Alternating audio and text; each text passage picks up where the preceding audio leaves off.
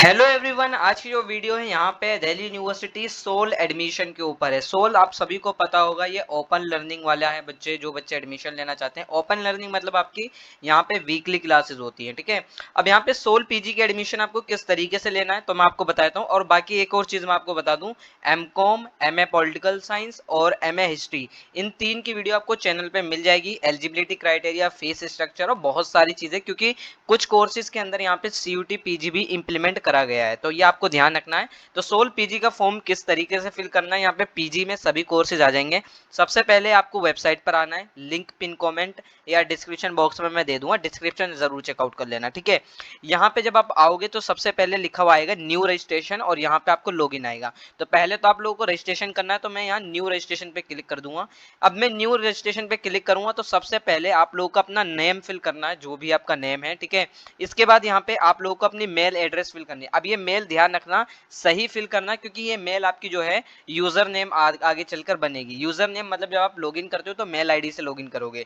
ठीक है, तो मेल आपकी एकदम सही होनी चाहिए। री एंटर जो आपने मेल फिल करी है वही दोबारा से यहाँ पे आपको मेल दोबारा फिल कर देनी है। ठीक है, कंफर्म करने के लिए अब यहाँ पे आपको एक पासवर्ड क्रिएट करना है अपना, और वो पासवर्ड ये ध्यान रखना कि अच्छा पासवर्ड होना चाहिए, ऐसा ना हो कि आप भूल जाओ बाद में। ठीक है, पासवर्ड अच्छा बनाना, और यहाँ पे मिनिमम 6 कैरेक्टर है। ठीक है, और मैक्स ज्यादा बनाना, मिनिमम 6 कैरेक्टर है, 6 से ज्यादा ही होना चाहिए। फिर दोबारा से आप लोग पासवर्ड बनाओगे, कंफर्म कर देना। देन आप लोगों को अपना मोबाइल नंबर फिल करना है। फिर आप लोग जब मोबाइल नंबर फिल करोगे, दोबारा से सेम मोबाइल नंबर आपको वही फिल करना है। ये जो आप ब्लू कलर में देख रहे हो ये आपका होता है कैप्चा कोड, ये बदलता रहता है। तो ये कैप्चा कोड अगर आपको नहीं समझ में आता, जैसे यहाँ पे लिखा है DAD, अब यहाँ पे जैसे मैं आपको बताया तो DADEKAY, इसके बाद रजिस्टर पे क्लिक करोगे। यहाँ पे आप लोग साइड में देखो रजिस्टर। ठीक है, अगर ये आपको कैप्चा कोड समझ में नहीं आता तो आप इस पर डबल क्लिक करोगे या एक बार क्लिक करोगे तो ये चेंज हो जाएगा कैप्चा। फिर आपको चेंज वाला कैप्चा क्लिक कर देना है। मेरी ख्याल से सबको पता ही होगा।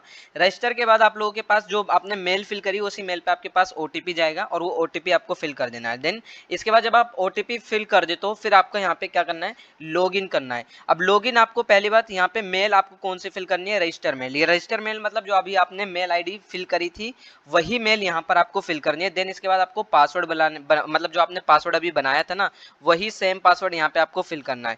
देन इसके बाद ये आपका कैप्चा कोड यहाँ पे आप लोगों को दिख रहा है, ये कैप्चा कोड यहाँ पे ब्लू कलर में जो लिखा हुआ है, इसे आप लोगों को फिल कर देना है। तो यहाँ पे मैं जैसे फिल कर लेता हूँ। ठीक है, जैसे मैं फिल करूंगा इस तरीके से इंटरफेस आएगा। ये ध्यान रखना है, यहाँ पे आपका मोबाइल नंबर और ईमेल आईडी शो हो जाएगी। यहाँ ट्रांजेक्शन अभी कोई शो नहीं होगी, क्योंकि अभी हमने ट्रांजेक्शन नहीं करी है।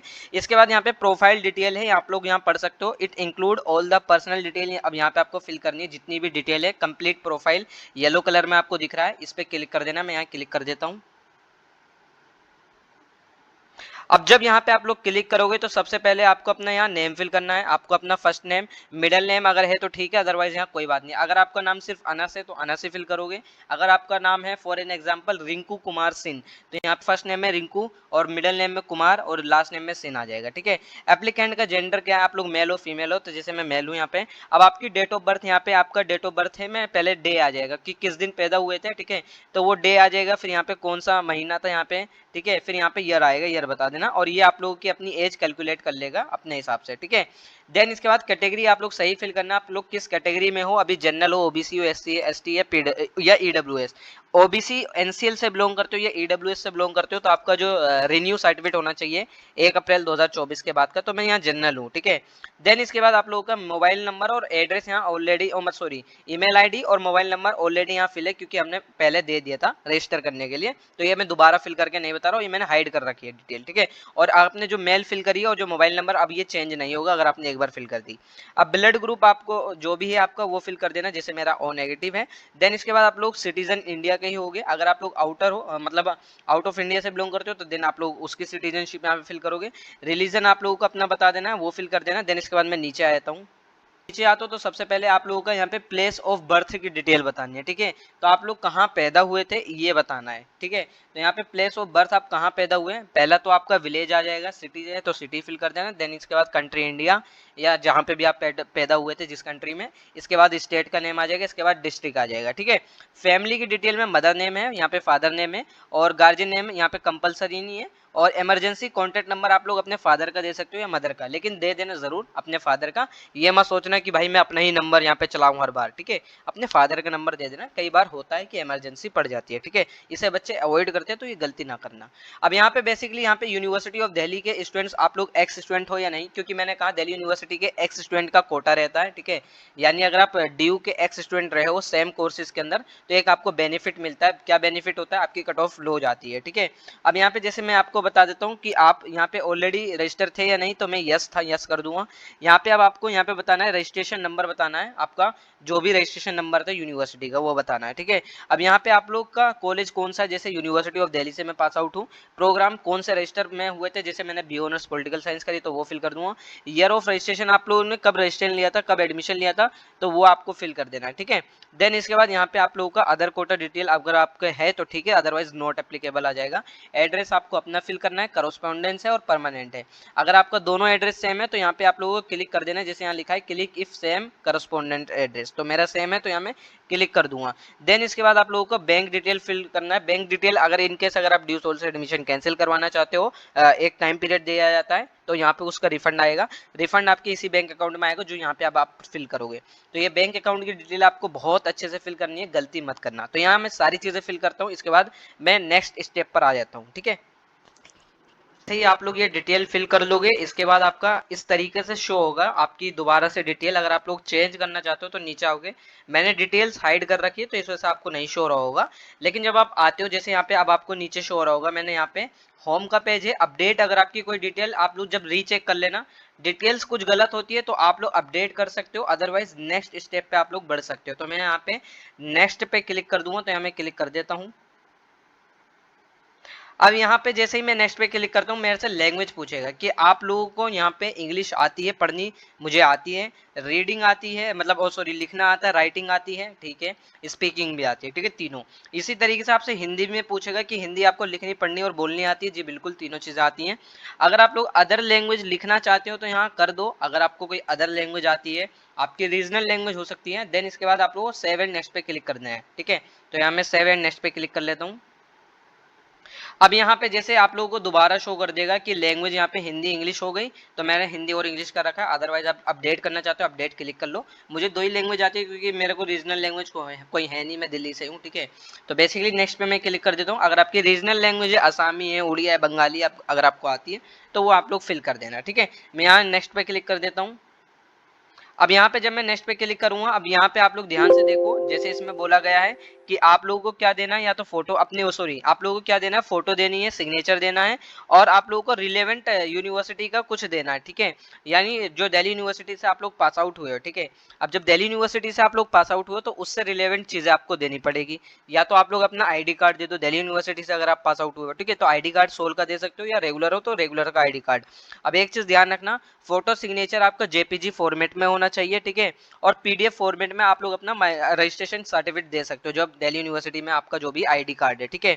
अब यहाँ पे ध्यान रखना, आपकी जो फोटो है वो 10 केबी से लेके 3 एमबी के बीच में होनी चाहिए, और डॉक्यूमेंट आपका 10 केबी से लेके 300 एमबी के बीच में होना चाहिए, ठीक है। सिलेक्ट फाइल करके आप लोग यहाँ सबमिट कर दोगे, तो यहाँ मैं सिलेक्ट फाइल करके तीनों चीजें सबमिट कर लेता हूँ। अब गाइस जैसे ही आप लोग अपना पूरा फॉर्म कंप्लीट कर लोगे, वाली डिटेल फिल कर लोगे, देन इसके बाद आप लोगों को यहाँ पे नीचे आओगे, आप लोगों को बैकअप पे ले आएगा, ठीक है। अब जब यहाँ पे आओगे प्रोग्राम सिलेक्शन पे आओगे, प्रोग्राम सिलेक्शन में लिखा है कि आप लोग किस अप्लाई करना चाहते हो, अप्लाई फॉर न्यू प्रोग्राम पे क्लिक करोगे। यहाँ पे जैसे ही क्लिक करोगे, यहाँ पे किसके अंदर अप्लाई करना चाहते हो, बैचलर मास्टर, ठीक है। तो यहाँ पे जैसे हम मास्टर के लिए अप्लाई करना चाहते हैं, और फिर ये कोर्स पूछेगा, तो यहाँ पे एमए पॉलिटिकल साइंस यहाँ मुझे शो हो गया। अब यहाँ पे जैसे इसने कहा है कि आपने बैचलर डिग्री कहाँ से करी है, तो यहाँ पे अपनी कैटेगरी फिल कर लेना। जैसे मैंने अपनी बैचलर डिग्री ऑनर्स में करी है, ठीक है, पॉलिटिकल साइंस, वो भी ड्यू से।